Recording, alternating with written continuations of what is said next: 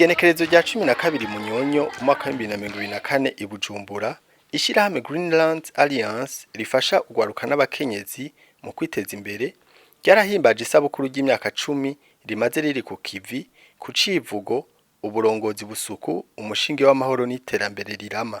Asher Niyonizigiye asanzwe aserukira Greenland Alliance imbere y'amategeko, yaravuze ko muri iyi myaka 10 iheze bakora bakoze ibikorwa by'ubwoko butatu.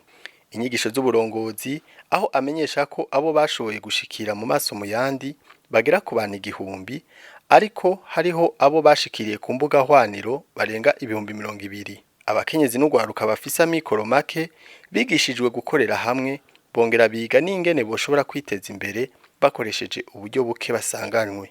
Yabandanije avuga ko abantu baronse inyigisho z'uburongozi busuku mu ntumbero yo gufasha gutorera inyishu amatati bitabanje kujamo ingorane nyinshi, mu buryo bwo gukomeza amahoro mu kibano, cane cane mu turere twabayemo amatati cane.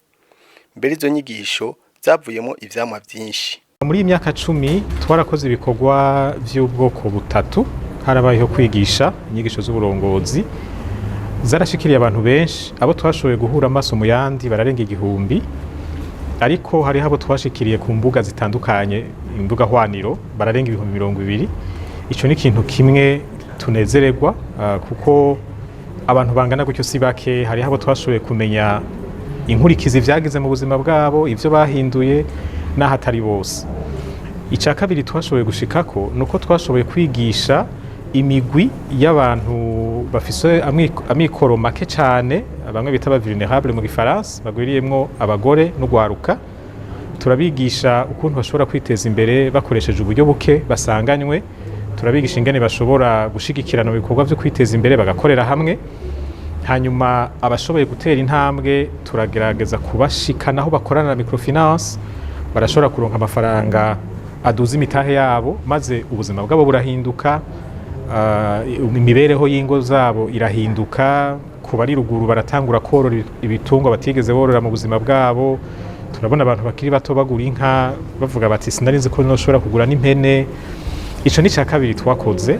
Twarabonye ko ibikorwa twakoze mu gutera intege iyo migwi biteza imbere mu bintu bifatika by'ubutunzi vyaravuyemo ivyamwa vyiza.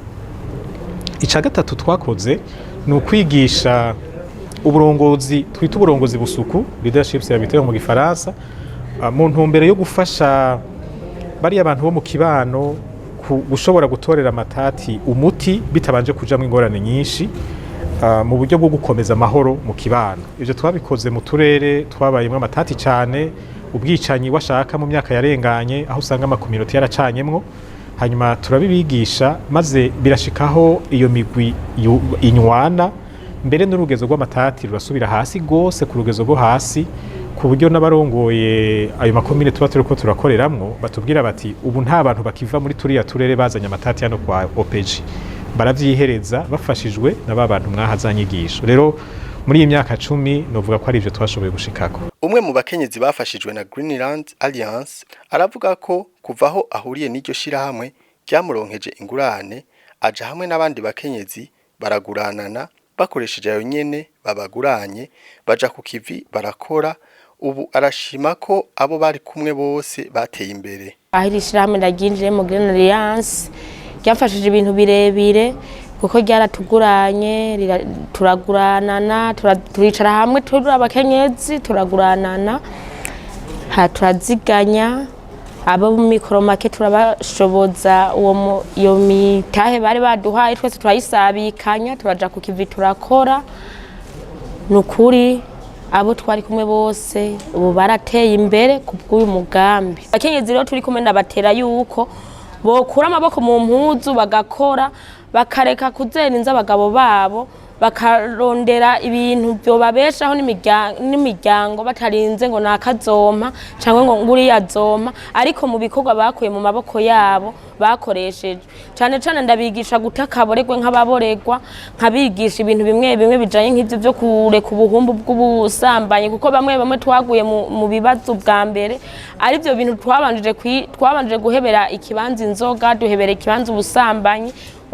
Ivyo bintu byose byaradusubije inyuma, yaba bari abo twari kumwe mu ngo byarahungabana, ariko aho tumaze kwigishwa n'iri shirahamwe Green Alliance byatubereye akarorero keza mu nyigisho mu kibano, twamenye uko twitwara. Twomenyesha ko ishirahamwe Greenland Alliance risanzwe rikorera mu ntara ndwi, ariko ko bagiye kuzoshika mu zindi ntara.